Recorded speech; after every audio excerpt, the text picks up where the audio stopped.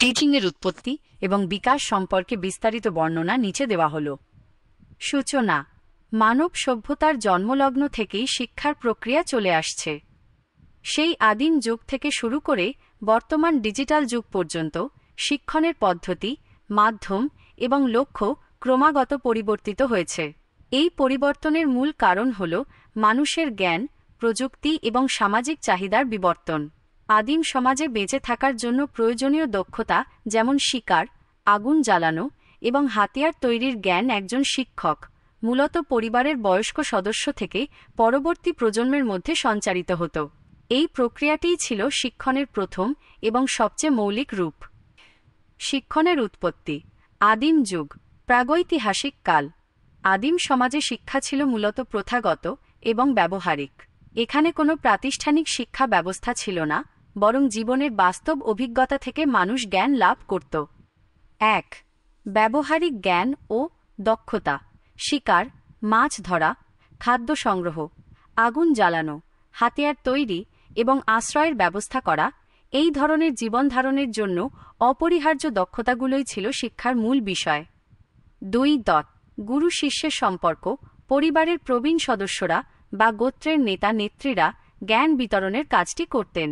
এখানে শিক্ষকের ভূমিকা ছিল একজন পথপ্রদর্শকের, যিনি প্রত্যক্ষ পর্যবেক্ষণের মাধ্যমে এবং হাতে কলমে শিখিয়ে দিতেন। ৩. প্রথা ও ঐতিহ্যের সংরক্ষণ: এই যুগে শিক্ষণের মাধ্যমে সামাজিক প্রথা, ঐতিহ্য এবং নৈতিকতা এক প্রজন্ম থেকে আরেক প্রজন্মে প্রবাহিত হতো। শিক্ষণের বিকাশ: প্রাচীন সভ্যতাগুলো খ্রিস্টপূর্ব ৪০০০-৫০০ খ্রিস্টাব্দ। প্রাচীন সভ্যতাগুলোতে কৃষি, নগর ব্যবস্থা এবং লিখন পদ্ধতির আবিষ্কার শিক্ষাকে একটি নতুন মাত্রা দেয়। ধর্ম এবং রাষ্ট্রীয় প্রয়োজন শিক্ষাকে প্রাতিষ্ঠানিক রূপ দিতে শুরু করে। ১. প্রাচীন মিশর ও মেসোপটেমিয়া। ধর্মীয় ও প্রশাসনিক শিক্ষা: এই সভ্যতাগুলোতে শিক্ষা ব্যবস্থা মূলত পুরোহিত ও রাজকর্মচারীদের জন্য সীমাবদ্ধ ছিল। চিত্রলিখন, হাইরোগ্লিপিক্স এবং কিলকলিপি কিউনিফর্ম শেখার জন্য বিশেষ বিদ্যালয় ছিল। ব্যবহারিক জ্ঞান, গণিত, জ্যোতির্বিদ্যা এবং স্থাপত্যবিদ্যাও শেখানো হতো, যা কৃষি ও নির্মাণ কাজে সহায়ক ছিল। ২. প্রাচীন ভারত, গুরুকুল প্রথা, গুরু শিষ্য পরম্পরা। এই ব্যবস্থায় শিক্ষার্থীরা গুরুর বাড়িতে থেকে পড়াশোনা করত। গুরুর তত্ত্বাবধানে ধর্মীয় গ্রন্থ, বেদ, উপনিষদ, দর্শন, গণিত, জ্যোতিষ এবং যুদ্ধের কৌশল শেখানো হতো। সার্বিক বিকাশ: এই শিক্ষা শুধু জ্ঞান অর্জনের মধ্যেই সীমাবদ্ধ ছিল না, বরং এটি শিষ্যের চারিত্রিক এবং আধ্যাত্মিক বিকাশেও গুরুত্ব দিত। ৩. প্রাচীন গ্রিস, প্লেটো, সক্রেটিস ও অ্যারিস্টটল। এই দার্শনিকরা শিক্ষাকে শুধুমাত্র জ্ঞানার্জন নয়, বরং যুক্তি, নৈতিকতা এবং সুনাগরিক তৈরির মাধ্যম হিসেবে দেখতেন। সক্রেটিক পদ্ধতি: সক্রেটিস প্রশ্ন উত্তরের মাধ্যমেই শিক্ষার্থীদের মধ্যে চিন্তাভাবনার জন্ম দিতেন। এই পদ্ধতি আজও শিক্ষণে ব্যবহৃত হয়। গণতান্ত্রিক শিক্ষা: অ্যাথেন্সে পুরুষ নাগরিকদের জন্য বক্তৃতা দান, অরাটরি, দর্শন, গণিত এবং শরীর চর্চার উপর বিশেষ গুরুত্ব দেওয়া হতো। মধ্যযুগ ৫০০-১৪০০ খ্রিস্টাব্দ। এই যুগে ধর্মীয় প্রতিষ্ঠানগুলো শিক্ষণের কেন্দ্রবিন্দুতে পরিণত হয়। ১. মঠ ও চার্চের ভূমিকা: ইউরোপে খ্রিস্টান চার্চগুলো শিক্ষার প্রধান কেন্দ্র হয়ে ওঠে।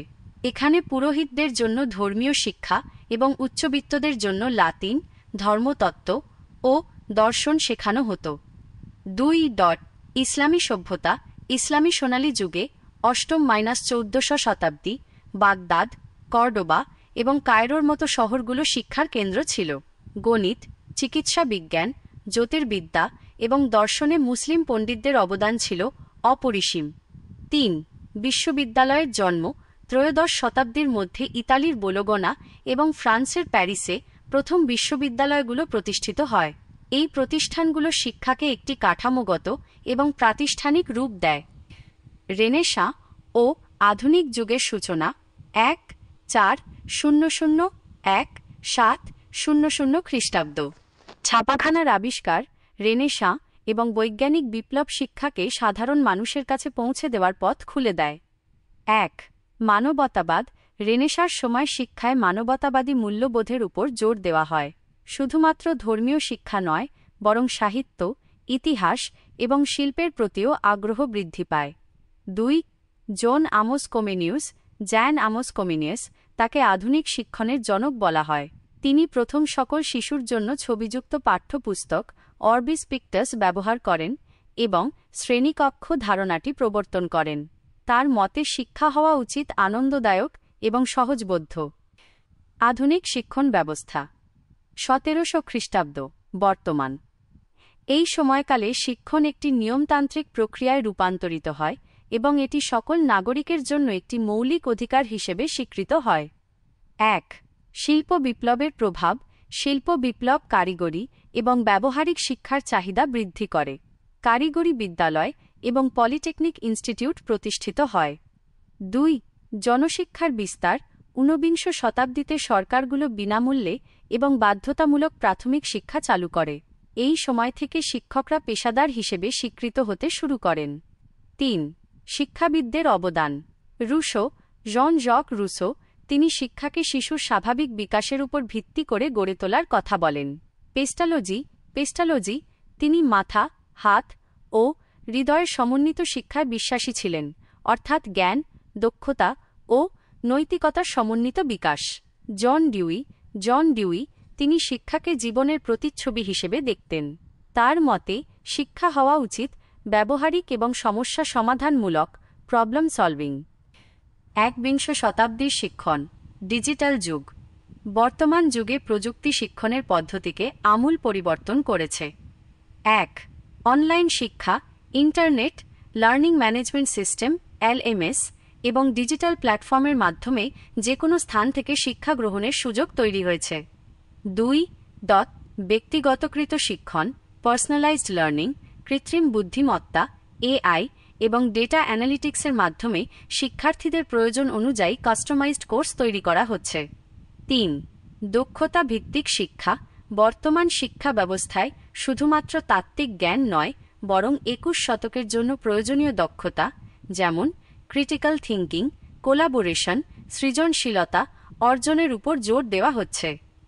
উপসংহার শিক্ষণের উৎপত্তি মানব সভ্যতার সূচনালগ্ন থেকে হলেও এর বিকাশ একটি দীর্ঘ ও ধারাবাহিক প্রক্রিয়া।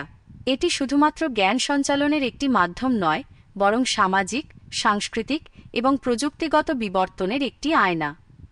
আদিম যুগের ব্যবহারিক শিক্ষা থেকে শুরু করে বর্তমানের ডিজিটাল ও ব্যক্তিগতকৃত শিক্ষণ পর্যন্ত প্রতিটি যুগেই শিক্ষণের পদ্ধতি ও লক্ষ্য পরিবর্তিত হয়েছে মানুষের চাহিদা পূরণের জন্য। শিক্ষণের এই অবিরাম বিবর্তন প্রমাণ করে যে এটি একটি জীবন্ত প্রক্রিয়া, যা ভবিষ্যতের চ্যালেঞ্জ মোকাবিলার জন্য প্রতিনিয়ত নিজেকে নতুন রূপে সাজাচ্ছে।